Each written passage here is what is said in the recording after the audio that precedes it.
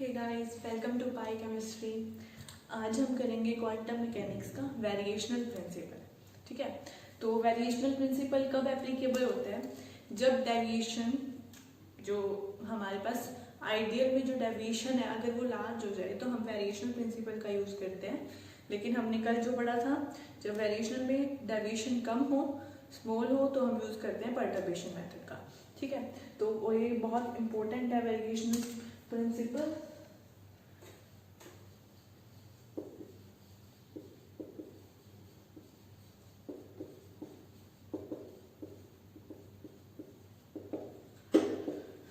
इसमें क्या है, मतलब फर्स्ट पॉइंट तो यही है, if deviation is large then we use variational principle. इसमें हम करते क्या है, देखो हमें जो प्रॉब्लम है जिसमें डेविएशन हुआ है उसका हैमिल्टोनियन नोन होगा इसमें, और जो हैमिल्टोनियन नोन है वो हम स्क्रोडिंजर इक्वेशन से सॉल्व नहीं कर पाते। इसमें हम कंपैरिजन करते हैं with the Schrödinger wave equation, but Schrödinger wave equation को इसमें सॉल्व नहीं कर पाते। तो उसे सॉल्व करने के लिए फिर हमें क्या करना पड़ता है, हमें इसमें एजुकेशन गैस साई लगाना पड़ता है। मतलब एक गैस करते हैं हम फंक्शन साई। कैसे गैस करते हैं वो भी हम आगे आएगा। ठीक है, मतलब नंबर ऑफ नोड के बेस पे और भी बहुत सी चीजें हैं। ठीक है, तो इसमें हम हिट एंड ट्रायल मेथड का बेसिकली यूज करते हैं। तो इसके स्टेप्स हैं, तो पहले मैं आपको बता देती हूँ। इसमें क्या करते हैं, पहले तो कंपैरिजन करते हैं with the Schrödinger wave equation.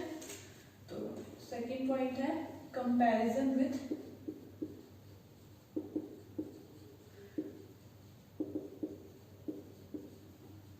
Schrödinger wave equation.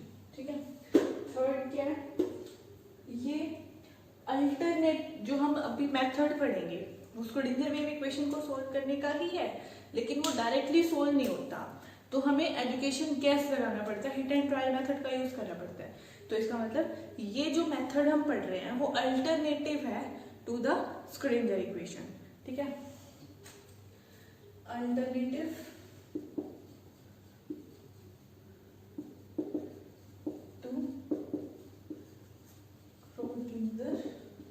Wave equation.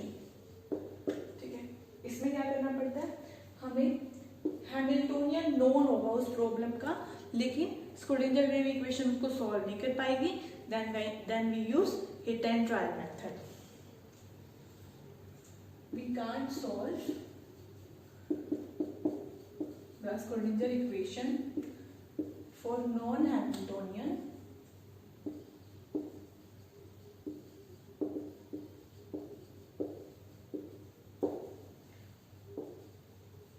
Hamiltonian deviation वाला है, उसके लिए हम सोल्व नहीं कर पाएंगे।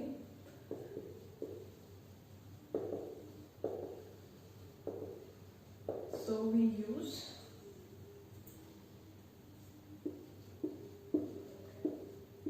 हिट एंड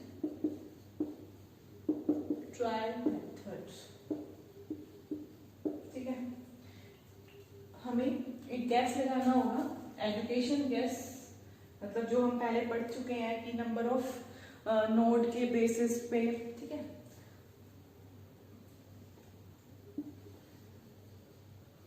साई, वो हमने सोच लिया कि साई फंक्शन है। ठीक है, अब हमें एनर्जी निकालनी है, हैमिल्टोनियन को सॉल्व करना है।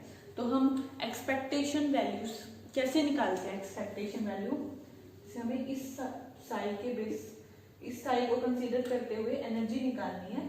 तो एक्सपेक्टेशन वैल्यू हमें पता ही है, फंक्शन लगाएंगे हैमिल्टोनियन, फिर फंक्शन डी2, और अगर वो फंक्शन नॉर्मलाइज नहीं है तो हमें नीचे नॉर्मलाइजेशन करना पड़ता है उसका डी2। तो हम यहाँ से हम एनर्जी की वैल्यू निकाल लेंगे। ठीक है, अब ये जो एनर्जी आएगी परटर्ब्ड वाली एनर्जी आएगी, और एक होती है एग्जैक्ट एनर्जी, जब वो आइडियल था तो वो एनर्जी थी आइडियल वाले केस में एनर्जी एग्जैक्ट वाली, और ये है परटर्ब्ड वाली। तो अब ये जो परटर्ब्ड वाली एनर्जी है वो रियल एनर्जी से कम होनी चाहिए या ज्यादा? तो जो रियल एनर्जी होती है वो हमेशा स्टेबल होती है, तो कम होगी, तो इसका मतलब जो ई साई है वो ऑलवेज ग्रेटर देन और इक्वल टू ई एग्जैक्ट। मतलब ये काफी इंपॉर्टेंट है कि ई जब इसमें इस वेरिएशन प्रिंसिपल से जो हम एनर्जी निकालते हैं वो हमेशा ग्रेटर देन और इक्वल टू ई एग्जैक्ट। ठीक है, अब मतलब ये तो थोड़ी सी बातें हैं। अब इनको सॉल्व कैसे करते हैं, इनके स्टेप्स है, पहले वो हम लिख लेते हैं, फिर आप क्वेश्चन सॉल्व करके देखेंगे। ठीक है, एक बार इसका स्क्रीनशॉट ले लो। अब हमारे पास ये है कि हमें इसके क्वेश्चंस को सॉल्व कैसे करना है। मतलब देखो, इसमें जो हमें एनर्जी चाहिए ई साई, मतलब जो हमने गैस किया था साई फंक्शन, उससे जो हमें एनर्जी मिली वो ग्रेटर में मिलेगी एग्जैक्ट वाली एनर्जी से। लेकिन ग्रेटर तो मिलेगी, लेकिन इसके जितनी ज्यादा क्लोज होगी ना एग्जैक्ट एनर्जी की, जितनी ज्यादा क्लोज होगी, इसका मतलब हमारा जो गैस फंक्शन किया हुआ था साई वो बिल्कुल मतलब सही है। ठीक है, मतलब उतना ही ज्यादा बेटर है। ठीक है, बेटर अप्रोक्सीमेशन है हमारी वो। तो हमें इस एनर्जी को मिनिमम से मिनिमम बनाना है। तो इस मिनिमम एनर्जी को कैसे कैलकुलेट करते हैं, तो मतलब to calculate the minimum energy हमारे पास 4 स्टेप्स करने होंगे। तो एक बार हम वो नोट कर लेते हैं, फिर हम क्वेश्चंस करेंगे। तो टू कैलकुलेट, क्योंकि हम जितना ज्यादा मिनिमम होगी एनर्जी उतना ही बेटर अप्रोक्सीमेशन होगी हमारी। ठीक है, to calculate the minimum energy, 4 steps are there. First क्या है, वही फंक्शन चूज करना। तो सबसे पहले हमें मेक एन एजुकेटेड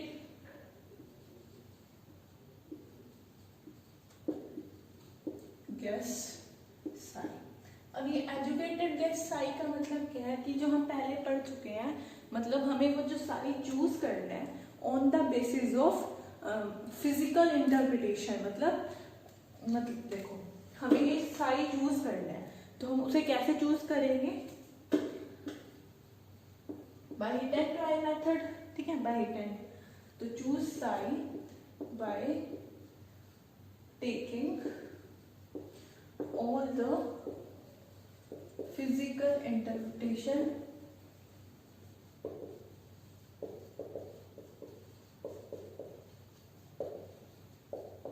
और वो फिजिकल इंटरप्रिटेशन कौन कौन सी है, that is on the basis of symmetry. मतलब सिमेट्री भी रहनी चाहिए, ये नहीं है कि एग्जैक्ट फंक्शन में सिमेट्री अलग है और इसमें अलग है। नंबर ऑफ नोड्स भी सेम होने चाहिए, नंबर ऑफ नोड्स, और बिहेवियर एट इंफिनिटी वो भी सेम होना चाहिए।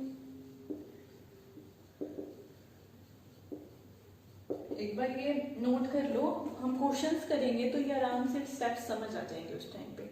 बिहेवियर एंड इंफिनिटी एटसेट्रा, मतलब ये सब कुछ सेम होना चाहिए। ठीक है, फिर ये तो हो गया हमारा फर्स्ट स्टेप। अब हमें फंक्शन हमने चूज कर लिया, अब हमें निकालनी है एनर्जी की वैल्यू। एनर्जी की वैल्यू वैसे ही निकालेंगे जैसे हम एक्सपेक्टेशन वैल्यू निकालते हैं, वही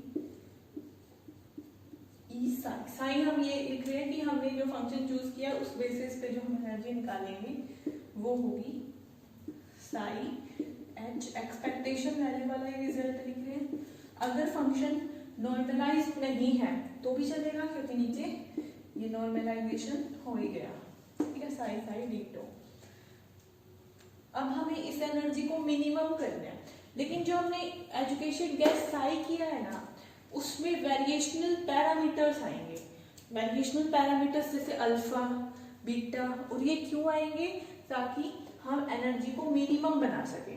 ठीक है, तो जो हमने साई चूज किया है वो करेंगे हम बेस्ड ऑन, मतलब educated gas Sai in the form of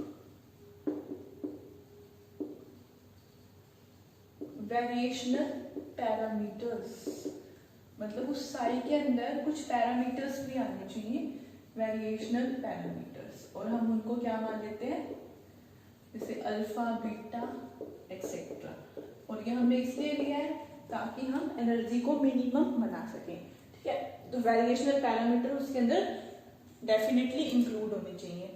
तो अब जो हमने एनर्जी कैलकुलेट की है इसे मिनिमम बनाना है, तो कैसे बनाएंगे? तो हमें पता है कि किसी भी चीज को मिनिमम बनाने के लिए एनर्जी का डेरिवेटिव ले लो, डेरिवेशन कर दो with respect to variational parameters that is alpha और बीटा, और उसको जीरो के इक्वल पुट कर दो, तो हमें हमारे पास अल्फा और बीटा की वैल्यू आ जाएगी, और जो वो अल्फा और बीटा की वैल्यू आएगी वो हम इसमें पुट कर देंगे, तो हमारे पास मिनिमम एनर्जी आ जाएगी। देखो हम लिखते हैं थर्ड स्टेप हमारा, कैलकुलेट द एनर्जी, मतलब to minimize the energy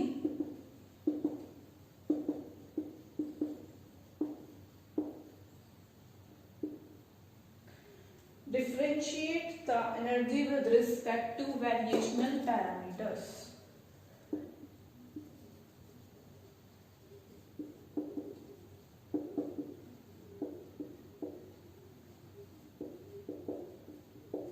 alpha और बीटा लिख देते हैं हम यहाँ पे, ठीक है, with respect to variational parameters, ठीक है। तो यहाँ से हम, और जो हमने डिफरेंशिएट किया, जैसे मान लो हमने कर ली ई साई बाई कर ली अल्फा किया वेरिएशन पैरामीटर के रिस्पेक्ट, और इसको जीरो के इक्वल पुट कर देंगे, ठीक है। जीरो के इक्वल पुट करने के बाद we get the value of alpha और बीटा, मतलब यहाँ से हमें मिलेगा we get the value of variational parameters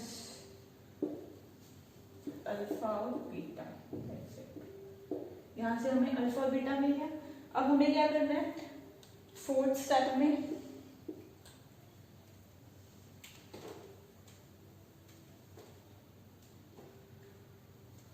हमें एनर्जी मिनिमम चाहिए, तो to get the minimum energy, जो हमें हमारे पास यहाँ से अल्फा और बीटा की वैल्यू बन गया, put the value of alpha और बीटा इन दैट एनर्जी, मतलब जो यहाँ से सेकंड स्टेप से जो हमें एनर्जी मिलेगी उसमें अल्फा और बीटा की वैल्यू पुट करनी है।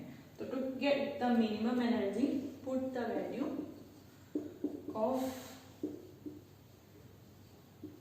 variational parameters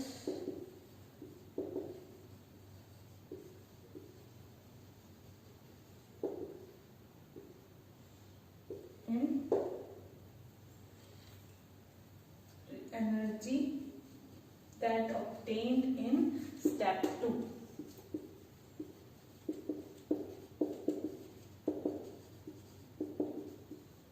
यही था हमारा वेरिएशनल प्रिंसिपल, ठीक है। तो ये 4 स्टेप हमें करने हैं किसी भी क्वेश्चन में, तो एक बार इसे नोट कर लो, फिर हम क्वेश्चंस करते हैं, और ये स्टेप बिल्कुल आराम से उस क्वेश्चन के थ्रू समझ में आ जाएंगे।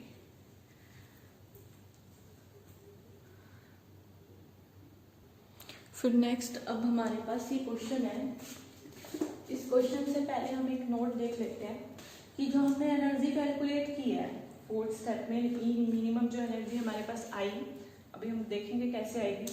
तो वेरिएशनल प्रिंसिपल से जो हमें एनर्जी मिलेगी वो जितनी ज़्यादा क्लोज होगी टू द एग्जैक्ट एनर्जी, उतना ही जो हमारा अप्रोक्सीमेट फंक्शन है जो हमने गैस करके निकाला था वो बिल्कुल सही है, ठीक है।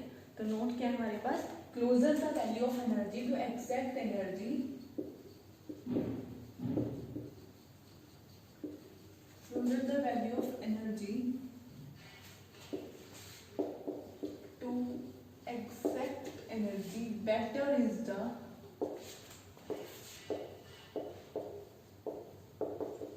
approximate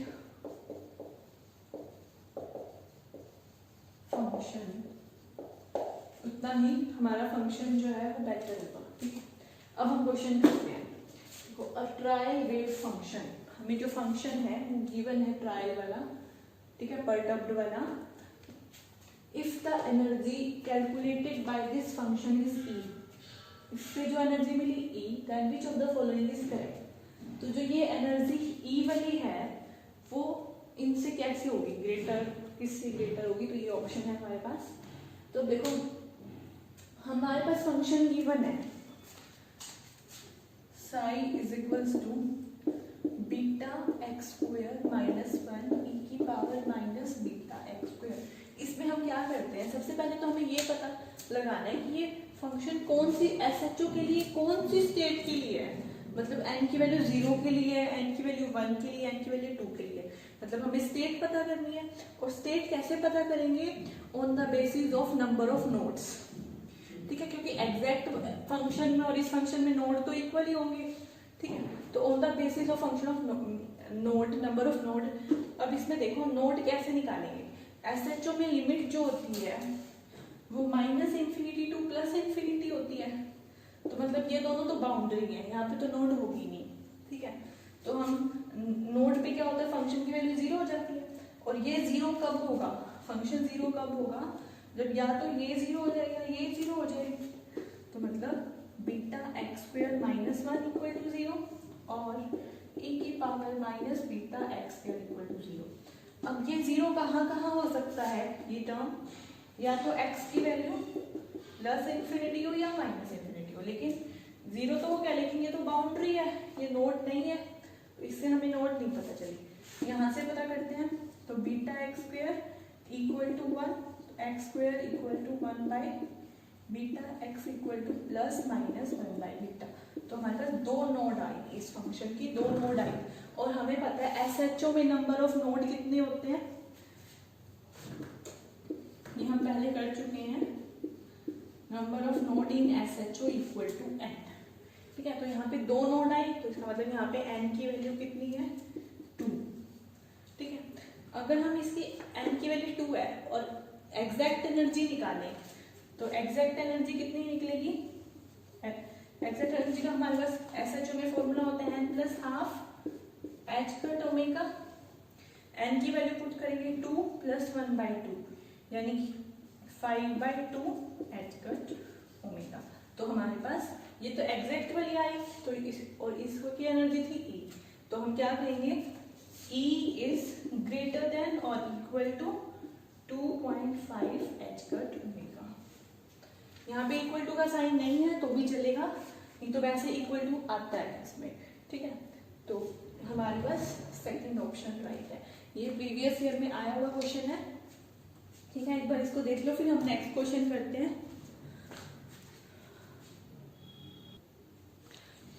अब देखो, अगर कभी हमें मतलब यूँ पूछ ले कि एनर्जी निकालने के बाद कितनी एरर है उसमें, मतलब परसेंटेज एरर इन एनर्जी हम कैसे निकालते हैं, तो हमारे पास जो एनर्जी आएगी यहाँ से वेरिएशनल पैरामीटर से, मतलब ई साई, ठीक है, माइनस कर देंगे हम ई एग्जैक्ट, क्योंकि ई साई ग्रेटर होगा ये एग्जैक्ट से, divided by E exact into 100।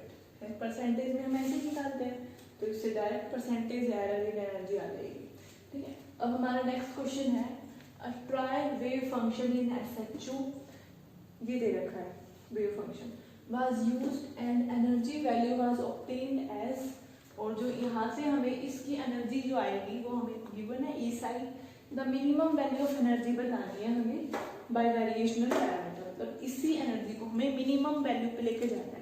तो अभी हमने 4 स्टेप्स लिखे थे, तो ये वेरिएशनल पैरामीटर है, वहाँ पे हमने अल्फा बीटा माना था, यहाँ पे वेरिएशनल पैरामीटर देकर सी, तो जो ये एनर्जी दे रखी है उसको हमें डिफरेंशिएट करना होता है with respect to variational parameter, और इक्वल टू 0 पुट करेंगे, तो यहाँ से हमें सी की वैल्यू मिलेगी, और जो सी की वैल्यू मिलेगी फिर वो हमें एनर्जी में पुट करनी है, तो हमें मिनिमम एनर्जी मिल जाएगी। वही चारों स्टेप्स को फॉलो करना है।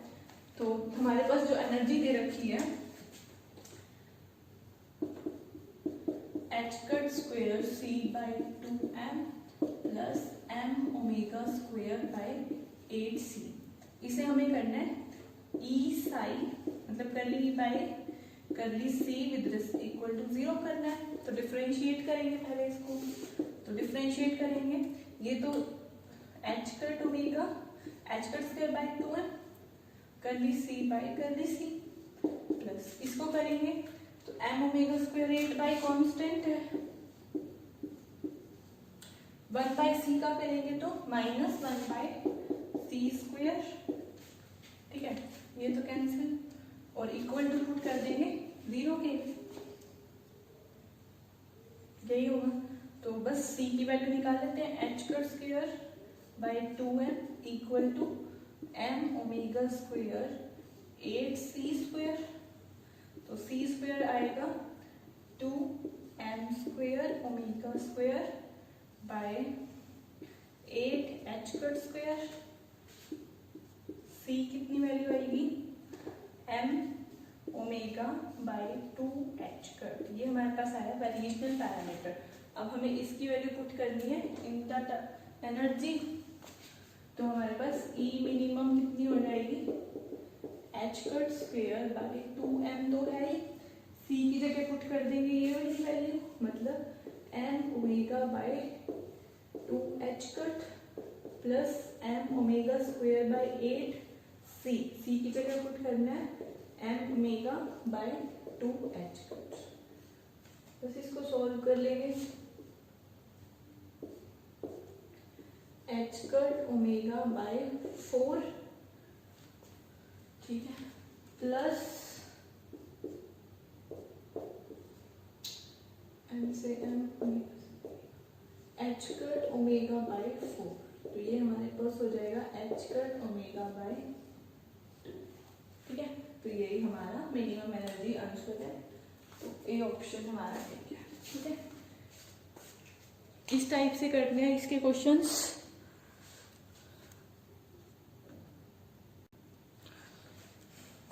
ये थोड़े से सिंपल से क्वेश्चन है और प्रीवियस ईयर ही है, 2-2 मार्क्स के। देखो, for a particle in box problem in 0 to L and approximate wave function given है हमें, the average energy E for this state. उसी टाइप का क्वेश्चन है, मतलब हमें एग्जैक्ट एनर्जी निकालनी है और फिर वो बताना है कि जो एवरेज वाली होगी वो किससे ग्रेटर और किससे लेस वगैरह होगी, ठीक है। तो हमारे पास फंक्शन क्या गिवन है, मतलब पहले हम ये देखेंगे कि ये फंक्शन कौन सी स्टेट के लिए है, और अगर हमें स्टेट पता करनी है तो नंबर ऑफ नोड, और हमें पता, अभी हमने देखा था कि SHO में नंबर ऑफ नोड तो n के इक्वल होती हैं, लेकिन इन बॉक्स में नंबर ऑफ नोड किसके इक्वल होती है, टोटल n-1 के। तो यहाँ से पहले हम n की वैल्यू, मतलब नोड्स की वैल्यू निकालें। तो देखो,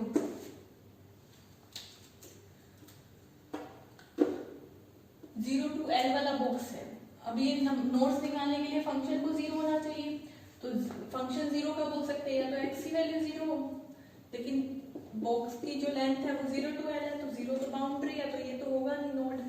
या फिर L minus x equal to 0 हो तो x इक्वल टू L, ये भी बाउंड्री है, तो ये भी नहीं होगा। तो इसका मतलब 0.5 L minus x equal to 0, तो x की वैल्यू 0.5 L, मतलब ये एक नोड है उसमें, ठीक है, एक नोड है इस फंक्शन में। और हमें पता है नंबर ऑफ नोड कितने, किसके इक्वल होती है, n-1, किसके इक्वल है 1 के, तो n की वैल्यू 2 होगी। तो ये जो फंक्शन गिवन है वो सेकंड स्टेट के लिए गिवन है, तो हम इससे एग्जैक्ट एनर्जी निकाल सकते हैं। कैसे निकलेगी, n, इसका फॉर्मूला होता है n² अपॉन 8ml²। तो n यानी कि 2 का स्क्वायर, यानी कि 4h² अपॉन 8ml², यानी कि 1/2x। तो जो हमें पता है वेरिएशनल प्रिंसिपल से जो एनर्जी मिलती है वो एग्जैक्ट एनर्जी से ग्रेटर होती है, ठीक है। तो वो एनर्जी होगी ग्रेटर देन h²/2 ml²। तो हमारा, हमें लेस नहीं पता किससे होगी किससे नहीं, बट हमें ये पता ग्रेटर होगी इस एग्जैक्ट एनर्जी से, ठीक है। अब हमारा नेक्स्ट क्वेश्चन है, the energy calculated for a multi electron atom using variational function is this. Energy दे रखी है, the value of variational parameter alpha. उसी पिछला जो हमने क्वेश्चन किया था उसी टाइप का है, अल्फा की वैल्यू निकालनी है, तो कर ली E बाय कर ली अल्फा इक्वल टू 0 पुट कर दो, अल्फा की वैल्यू आ जाएगी। देखो, E is equals to alpha h² by m minus alpha square h²। तो कर ली E बाय कर ली अल्फा इक्वल टू 0 करना है, इसको अल्फा के रिस्पेक्ट में डिफरेंशिएट करेंगे, तो h² बाय m तो कांस्टेंट है, कर ली अल्फा बाय कर ली अल्फा माइनस h² कांस्टेंट है, अल्फा स्क्वायर का डिफरेंशिएशन 2 अल्फा इक्वल टू 0। तो क्या हो जाएगा, अल्फा की value h² by m equal to h² into 2 alpha, cancel, alpha is equal to h² by 2m, मतलब बी ऑप्शन सही है, ठीक है। इसी टाइप से करना है हमें इसके क्वेश्चन। एक आधा क्वेश्चन और देख लेते हैं, फिर हम आगे प्रोसीड करेंगे। अब एक क्वेश्चन है, वो आपको खुद से करके देखना है, बिल्कुल सेम टाइप का क्वेश्चन है जो हम कर चुके हैं।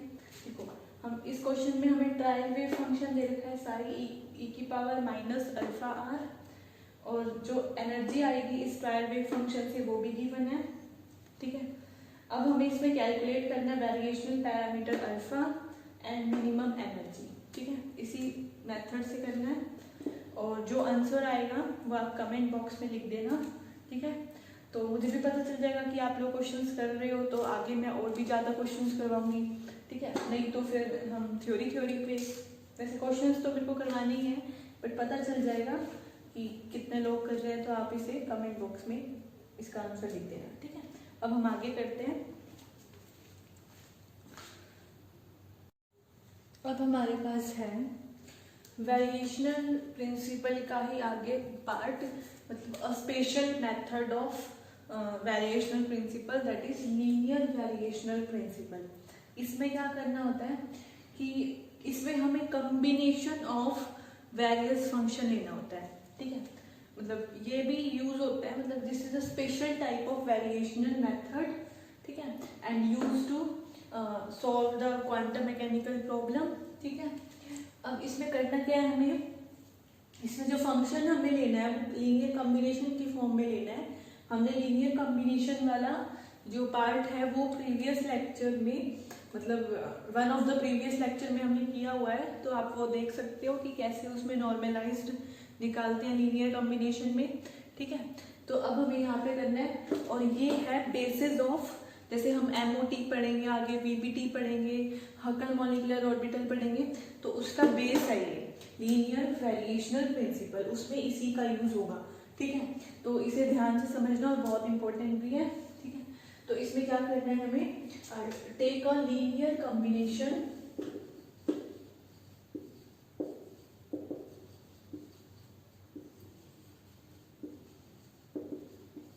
ऑफ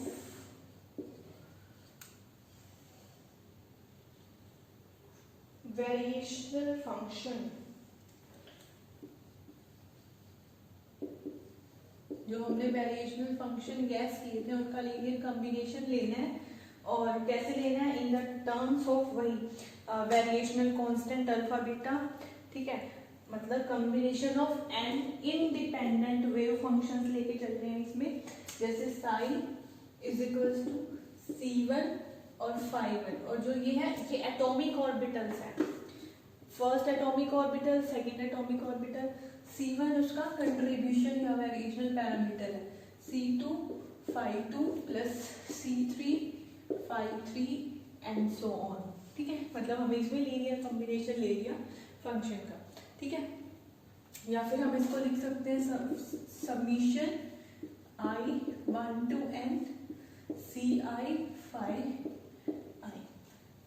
लीनियर वेरिएशनल फंक्शन, ठीक है। इसमें वही सेम है कि अगर हमें C1 C2 की वैल्यू निकालनी है तो कर ली E बाय कर ली C1 0 कर देंगे, इसी तरह कर ली E बाय कर ली C2 0 कर देंगे, ठीक है।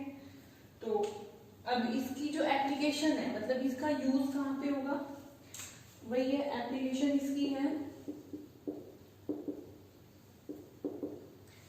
इन VBT, MOT, हक्कल molecular orbital theory, मतलब वो कंजुगेटेड वाली, कंजुगेटेड सिस्टम में, या फिर सिंपलर सिस्टम पे भी ये लग सकती है, ठीक है। तो ये इसकी एप्लीकेशन है।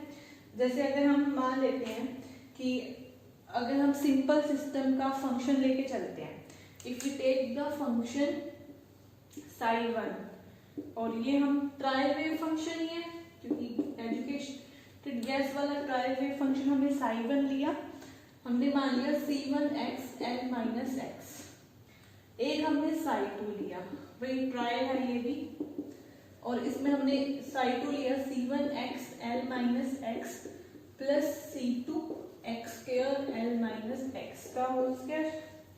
अगर हम ये लेके चलते हैं, या फिर हम psi3, ये भी ट्रायल है, ये मान के चलते हैं कि ये सिर्फ हमने गैस किया हुआ है ऐसा कोई function x L minus x plus C2 x square minus x square plus C3 x cube L minus, ठीक है, ऐसे चलता रहे। तो ये फंक्शन है। तो हमें ये बताना है कि एनर्जी इसकी मान, इसकी एनर्जी E1 है, इसकी E2 है, इसकी E3 है। तो जितना ज्यादा हम वेरिएशनल पैरामीटर्स लेके चलेंगे C1 C2 C3, जितना लंबा हम फंक्शन का एडिशन करेंगे, ठीक है, लीनियर कॉम्बिनेशन लेंगे, उतना ही हमें बेटर रिजल्ट मिलता है। तो हम क्या करेंगे कि एनर्जी E1 जो होगी वो ग्रेटर होगी E2 से और वो ग्रेटर होगी E3 से। तो जो सबसे ज्यादा बेटर एनर्जी मतलब मिनिमम एनर्जी हमें साइड 3 में मिलेगी। तो बेटर अप्रोक्सीमेशन ये है। तो जितना ज्यादा हमें कॉम्बिनेशन लेंगे उतना ही बेटर अप्रोक्सीमेशन होगा। बट इसका क्या नुकसान है कि हमें जो कैलकुलेशन है, जितना ज्यादा कॉम्बिनेशन लेंगे उसमें हमें कैलकुलेशन लेंथी हो जाएगी। तो इसलिए इसको सॉल्व करने के लिए प्रोग्रामिंग का यूज करते हैं, ठीक है। लेकिन एनर्जी हमें देखनी है कि सबसे मिनिमम एनर्जी हमें E3 में मिलेगी, ठीक है। तो as the number of variational parameter increases, क्या होगा उससे, एक्यूरेसी ऑफ रिजल्ट इंक्रीजेस। जितना ज्यादा वेरिएशनल पैरामीटर बढ़ेंगे उतना ही मिनिमम एनर्जी, उतना ही बेटर अप्रोक्सीमेशन। ओके, अब इसका एक आधा एग्जांपल देख लेते हैं हम।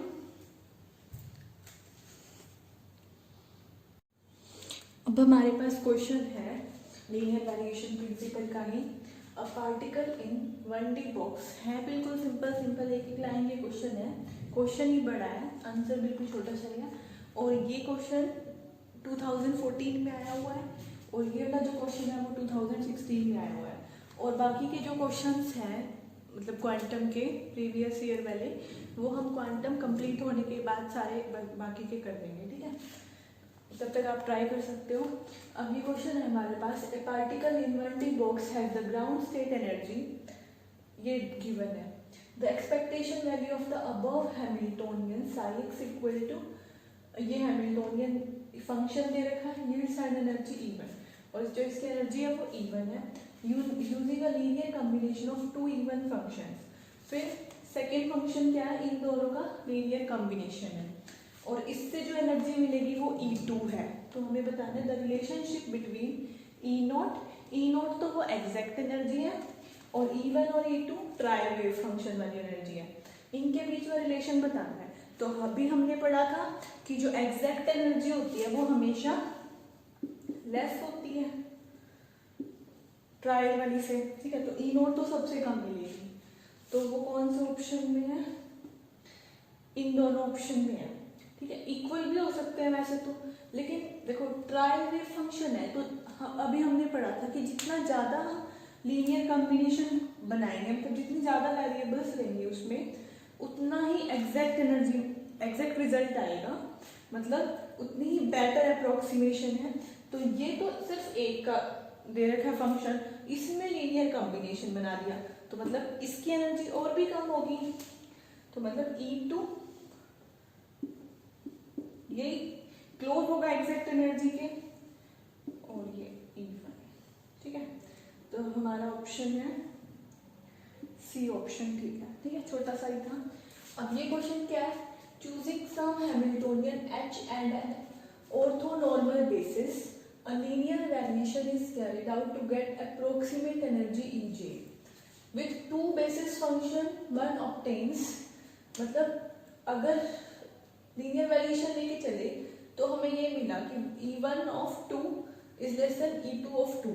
इसका क्या मतलब है, देखो E1 तो क्योंकि जो हमारे पास फंक्शन होते हैं वो लीनियर कॉम्बिनेशन है, उसको हम लिख सकते हैं C1 phi1 plus C2 phi2।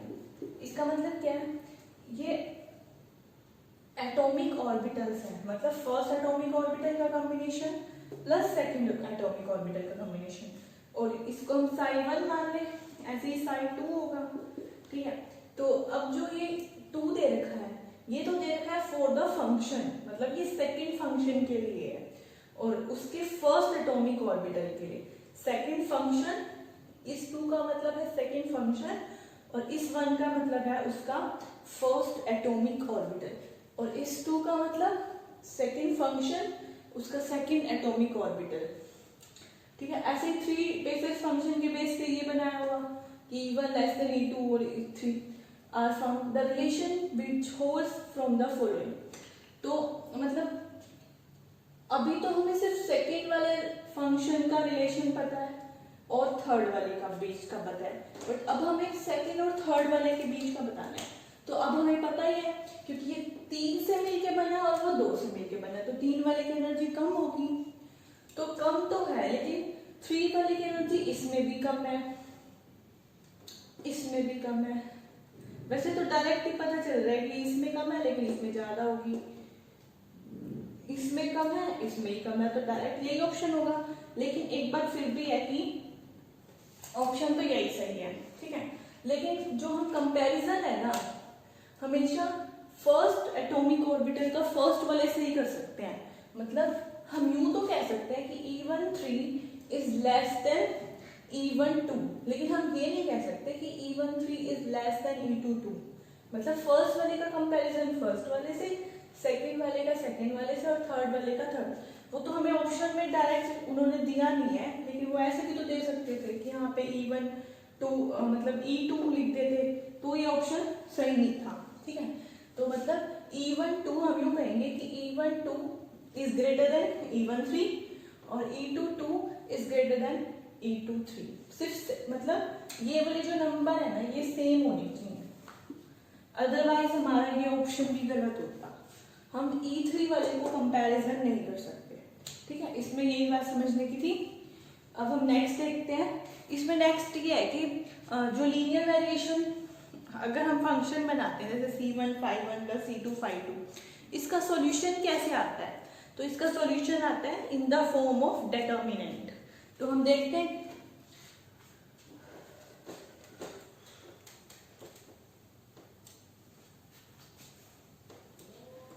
मतलब यूं होगा कि द सॉल्यूशन ऑफ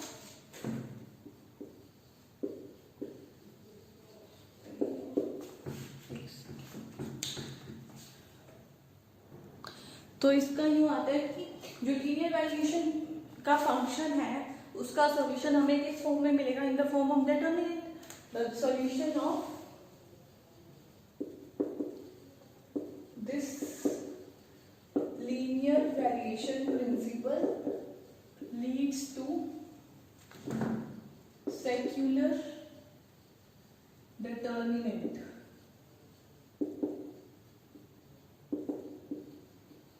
कैसे मिलेगा? देखो हमने मान लिया फंक्शन यही है हमारे पास C1 ϕ1 प्लस C2 ϕ2। इसका जो हमें डिटर्मिनेंट मिलेगा, देखो वो इस फॉर्म में मिलेगा। C1 और C2 तो इसके पैरामीटर्स हैं, ठीक है। अब यहाँ पे डिटर्मिनेंट में क्या मिलेगा? H11 minus ES11। मैं ये बताती हूँ ये क्या है। H तो हैमिल्टोनियन ही है, अभी मैं बताती हूँ ये है क्या एक बार, ठीक है।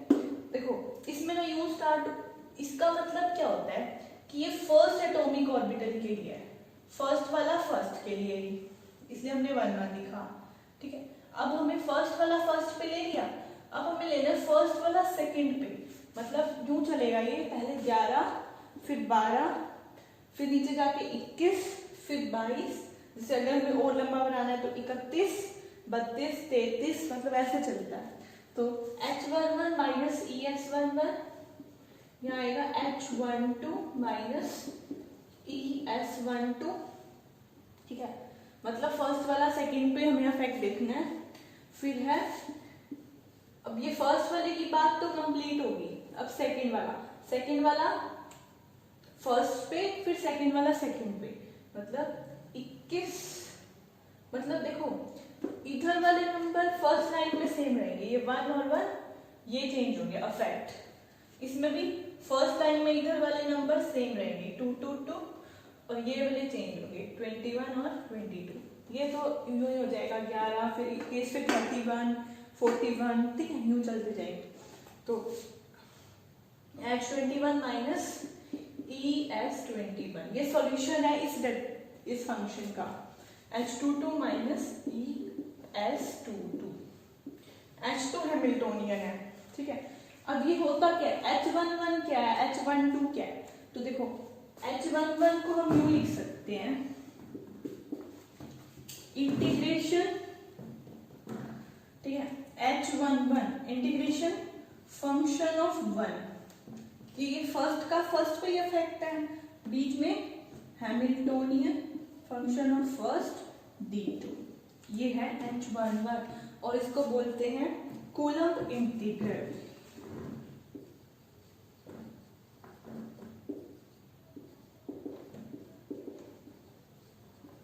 ठीक है, और इनका ना कल मॉलिक्यूलर में मतलब यही वाला यूज है, सेम करना है उसमें भी, तो अगर वो समझना है तो इसको समझना बहुत जरूरी है पहले, ठीक है। तो H11 क्या है, Psi1 H Psi1, इसको हमने पहले भी बताया था मैंने कि इसको ना इस फॉर्म में भी लिख सकते हैं, ब्रैकेट वाली फॉर्म में, मतलब Psi1 H Psi1 एक ही बात है, इक्वल टू, ठीक। अब है H11, फिर ऐसे ही सेम H12, पहले हमें लेना पड़ेगा Psi1 H, अब हमें क्या लेना है Psi2 D2, या इसको लिख सकते हैं Psi1 हैमिल्टोनियन Psi2, ठीक है, एक ही बात है। फिर है H21, H21 क्या होगा, Psi2 H Psi1 D2, और ये किसके इक्वल होगा, Psi2, इसको ऐसे भी लिख सकते हैं H Psi1, ठीक है। H21 के बाद है H22, ये होगा integration Psi2 H Psi2 D2 equal to, अभी धीरे धीरे ये पूरा समझ आ जाएगा, अगर नहीं भी आ रहा तो, Psi2 H Psi है, ये फाई नहीं है, फाई तो हम एटॉमिक ऑर्बिटल यूज करते हैं, Psi2, ठीक है, ये तो होगी H की बात, इसको बोलते हैं हम कूलम्ब इंटीग्रल, ठीक है। अब ये S क्या है, तो S को बोलते हैं हम ओवरलैप इंटीग्रल,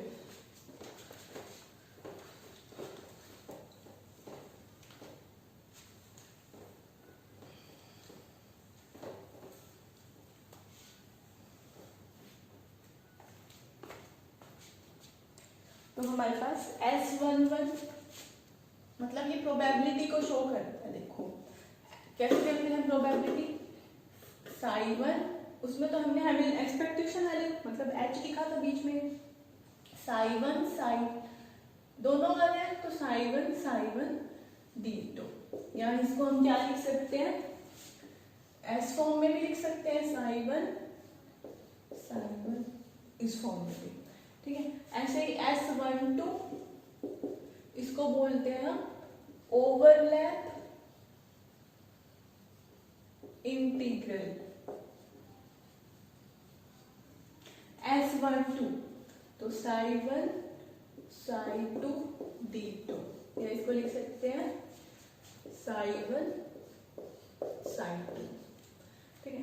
S12 के बाद आता है अपने पास S21, तो देखो अब तुम कहोगे कि इसमें अगर हमारे पास दो एटॉमिक ऑर्बिटल से मिलके बना है, तो इसलिए जो मैट्रिक्स है ना अपने पास ये वाला डिटरमिनेंट, वो 2x2 का आया है, मतलब इसमें दो रो दो कॉलम है।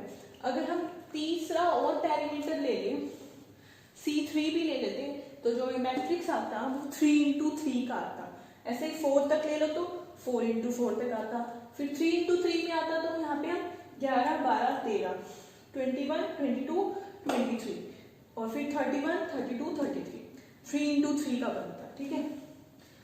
अब ऐसे ही S21 लिखेंगे तो Psi2 Psi1 D2, या इसको लिख सकते हैं Psi2 Psi1, ठीक है। ऐसे ही S22 Psi2 Psi1 D2, या इसको Psi2 Psi1 ये लिख सकते हैं, ठीक है। तो देखो जो हम H11 बोल रहे हैं या H22 बोल रहे हैं, इसको तो हम बोलते हैं कूलम्ब इंटीग्रल, मतलब जो सेम नंबर वाले हैं ना, ये तो दोनों हैं कूलम इंटीग्रल, ठीक है। लेकिन ये H12 और H21 मतलब फर्स्ट वाले की एनर्जी का अफेक्ट सेकंड वाले की एनर्जी का अफेक्ट फर्स्ट वाले पे, सेकंड वाले का सेकंड वाले पे, इनको क्या बोलते हैं? तो इनको बोलते हैं रेजोनेंस इंटीग्रल या फिर एक्सचेंज इंटीग्रल। तो ये जो दो हैं इनका नाम है रेजोनेंस इंटीग्रल या फिर एक्सचेंज इंटीग्रल, ठीक है। और इन सब का नाम ओवरलैप इंटीग्रल है, ठीक है। तो ये मतलब सॉल्यूशन है। अब इसके क्वेश्चंस कैसे करने हैं, कुछ भी नहीं करना, बस मैट्रिक्स सॉल्व करना, मतलब डिटरमिनेंट सॉल्व करना आना चाहिए। 2 into 2 का भी 3 into 3 का भी इसके क्वेश्चंस हो जाएंगे।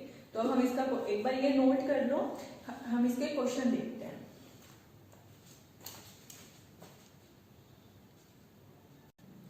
एक बार इसको हम ऐसे भी लिख सकते हैं, देखो ये जो डिटरमिनेंट आया इसको हम ऐसे भी लिख सकते हैं। कैसे? H11 माइनस ES11, इसका जो पैरामीटर है C1, ठीक है, प्लस H12 माइनस ES12 और इसका पैरामीटर C2 इक्वल टू 0, ठीक है। फर्स्ट इक्वेशन की। और सेकंड वाले को कैसे लिखेंगे? H21 माइनस ES21, इसका C1 प्लस ये वाला H22 minus ES22 C2 equal to 0, ठीक है। तो इसको हम लिख सकते हैं। देखो अगर हमारे पास दो पैरामीटर्स हैं, दो वेरिएशनल पैरामीटर हैं C1 एंड C2, तो 2 into 2 का बना, 3 होते तो 3 into 3 का, 4 होते तो 4 into 4 का। तो अगर 2 into 2 का मैट्रिक्स बना है तो यहाँ से अगर हम अभी एनर्जी की वैल्यू कैलकुलेट करेंगे, जो मिनिमम एनर्जी हमने पहले भी निकाली थी, तो 2 into 2 के मैट्रिक्स में हमें 2 एनर्जी की वैल्यू मिलेगी, ठीक है।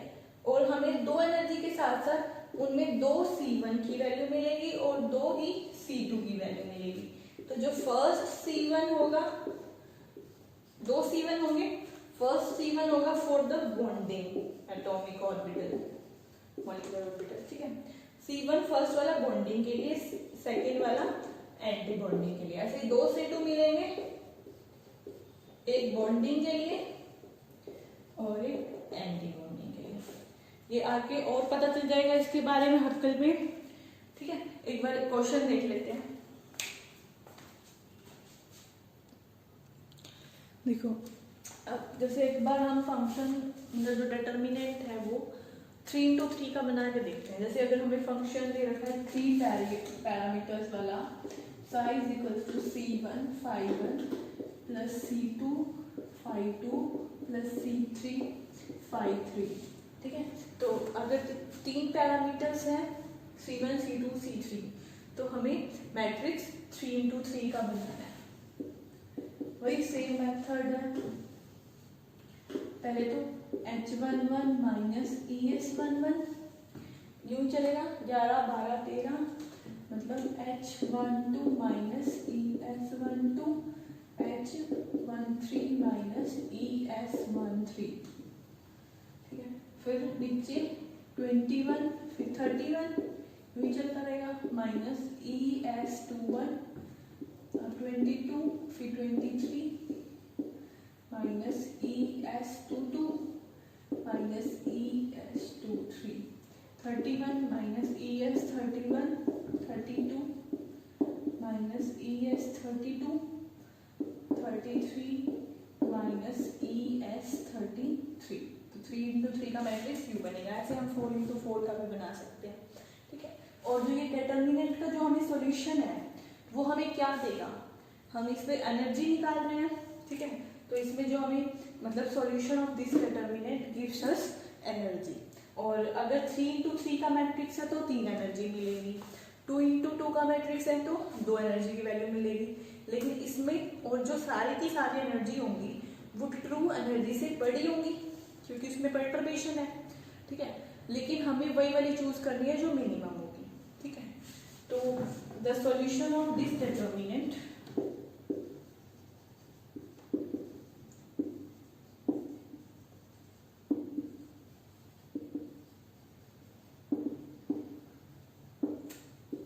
gives us values of energies,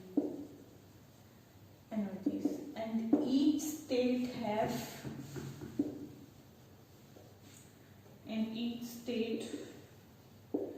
have greater energy than the true energy.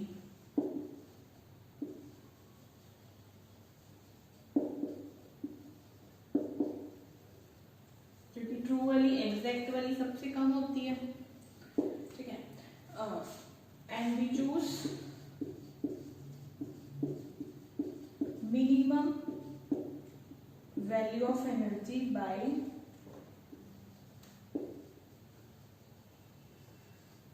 Smallest root.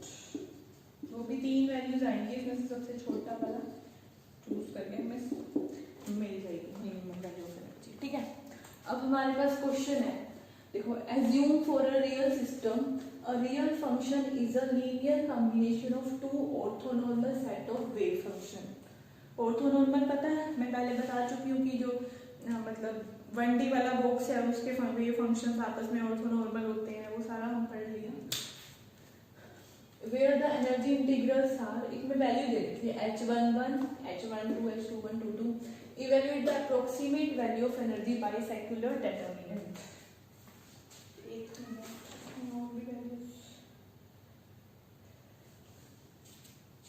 Orthonormal, अच्छा, इसमें ना ऑर्थोनॉर्मल बोला है। एक मिनट, अगर हम 2 क्योंकि 2 का सेट है तो 2 into 2 का मैट्रिक्स बनेगा, तो h वही बनाना है सेम। अब तो बनाना ही क्या होगा,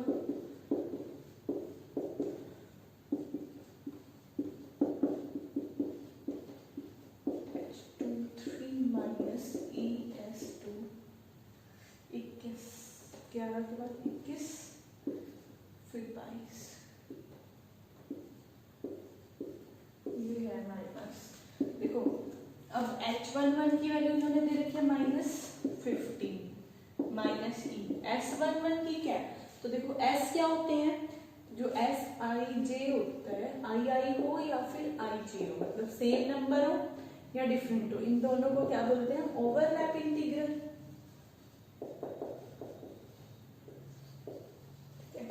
तो इसमें ऑर्थोनॉर्मल बोल रहा है, इसका मतलब क्या है कि जो फर्स्ट और SII को, मतलब इसको हम S11 को यूं लिखते हैं phi1 psi1 psi1 d2।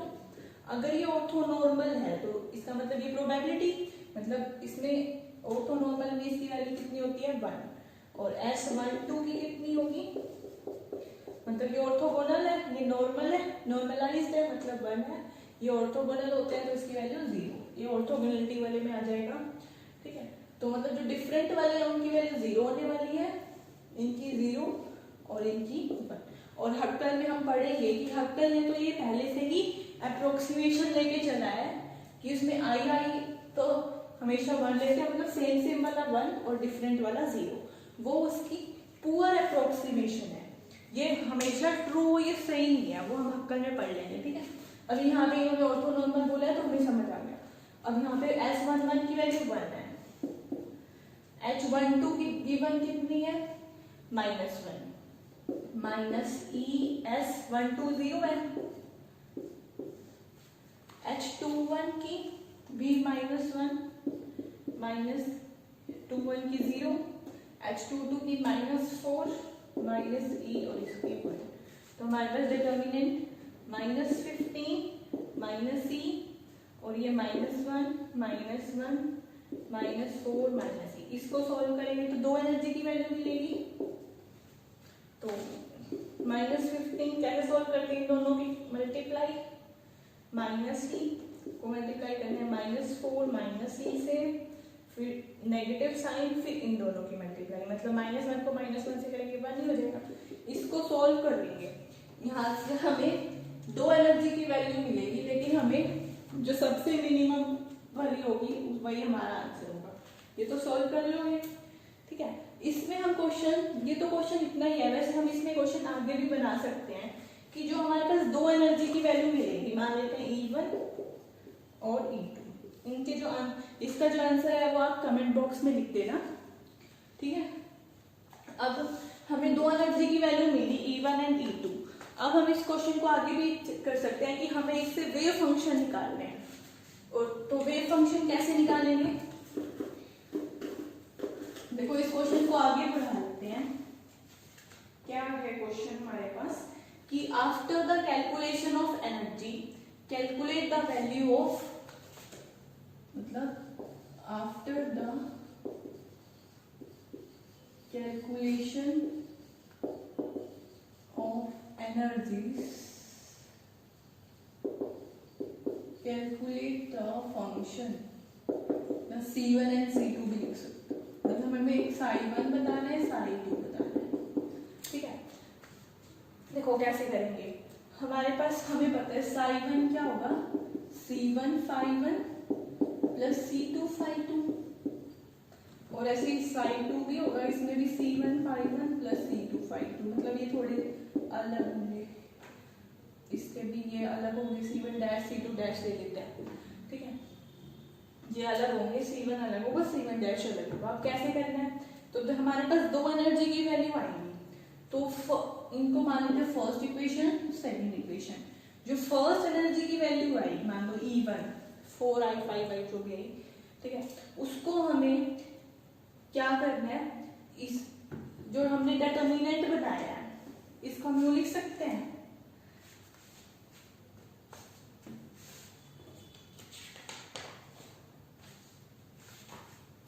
इस डिटर्मिनेंट को अभी हमने यूं लिखा था, ये C1 ये C2, तो इसको हम यूं लिख सकते हैं कि H11 minus ES11 C1 plus H12 minus ES12 C2 equal to 0। ठीक है, इसको मान लेते हैं हम थर्ड इक्वेशन। फिर ऐसे नीचे वाले को H21 minus ES21 minus C1 plus H22 minus ES22 C2 equal to 0। देखो जो फर्स्ट एनर्जी की वैल्यू आई इसको फोर्थ इक्वेशन, पहले इस इक्वेशन थर्ड और फोर्थ दोनों में पुट करेंगे, मतलब put E1 in third and fourth, तो हमें यहाँ से C1 की वैल्यू मिलेगी और C2 की मिलेगी, तो हम वो फर्स्ट इक्वेशन में पुट कर देंगे, हमें फंक्शन psi1 मिल जाएगा। ठीक है, ऐसे ही हमें psi2 निकालना है, तो अब जो सेकंड एनर्जी की वैल्यू आई थी उसे हम थर्ड और फोर्थ में पुट करेंगे, और फिर C1 C2 दोबारा से मिलेंगे और वो हम सेकंड इस वाले में पुट कर देंगे, तो हमें सेकंड फंक्शन मिल जाएगा। तो इस टाइप से करने हमें ये क्वेश्चन एक बार करके देखना इसे कंप्लीट। ठीक है, ये क्वेश्चन तो हमने खुद बनाया है, उसका तो आंसर आ ही जाएगा। ठीक है,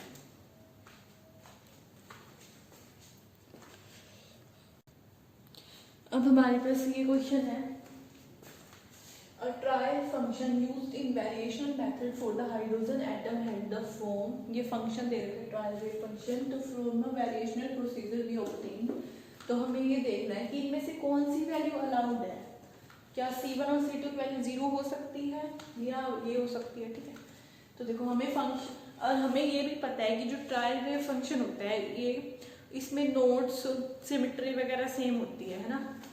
तो देखो हमें ये फंक्शन दे रखा है psi is equals to e की power minus C1r plus C2 e की पावर माइनस r/2। हम फर्स्ट ऑप्शन रखते हैं, C1 और C2 0 रखें दोनों, तो हमारे पास क्या होगा, e की power minus 0 plus C2 e की पावर, ये हो जाएगा 0 इंटू 0, तो e की पावर माइनस 0 मतलब 1 ही हो गया।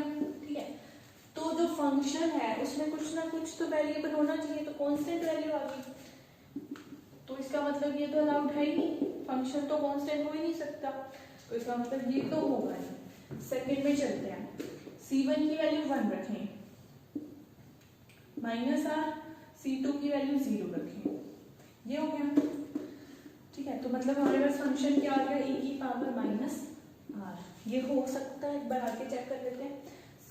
थर्ड ऑप्शन में C1 0 है, तो e की पावर माइनस 0 प्लस C2 1 है, e की पावर माइनस r/2, मतलब ये क्या हो गया 1 प्लस e की पावर माइनस r/2।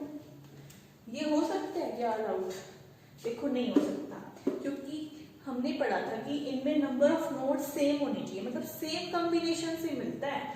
जैसे हमने जो वेव फंक्शन माने भी थे, अज्यूम किए थे, उसमें हमने ये माना था a minus x plus c2x² a minus x का स्क्वायर, मतलब नंबर ऑफ नोड सेम है, नंबर ऑफ नोड सेम होने चाहिए, मतलब सेम कॉम्बिनेशन से मिलके बन सकता है। ये तो डिफरेंट होगी, ठीक है, तो ये अलाउड नहीं है।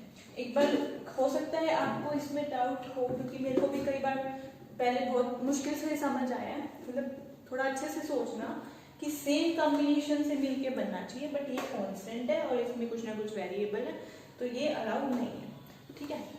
अब फोर्थ ऑप्शन क्या है, c1 1 c2 1, यानी कि e की power minus r plus 1 e की पावर माइनस आर बाई 2, ये यहाँ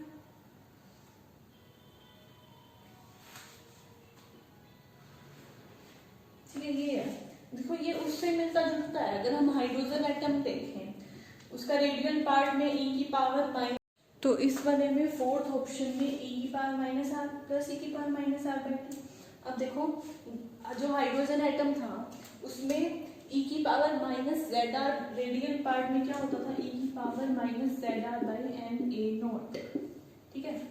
तो हम इसको लिख सकते हैं e की power minus r by 1 a naught 1 मान लेते हैं, प्लस e की power minus r by 2 a naught. तो ये किसका फंक्शन हो गया, 1 ए नॉट है, ए नॉट यहाँ पे 1 ही है, तो ये 1s जैसा है और ये 2s का है, तो मतलब कॉम्बिनेशन डिफरेंट डिफरेंट है 1s और 2s, तो डिफरेंट कॉम्बिनेशन अलाउ नहीं है, ठीक है, क्योंकि इसमें नंबर ऑफ नोड्स तो अलग होती है। क्या होता है रेडियल नोड्स का formula n minus l minus 1, तो n डिफरेंट है तो नोड्स भी डिफरेंट होंगे, तो ये अलाउड नहीं है, तो हमारा सेकंड ऑप्शन करेक्ट है, ठीक है। तो अगर आपको ये वीडियो अच्छी लगी तो लाइक जरूर कर देना, ठीक है, और नेक्स्ट हम वीडियो में करेंगे हक्कल मेथड, बहुत इंपॉर्टेंट है वो। Okay, thank you.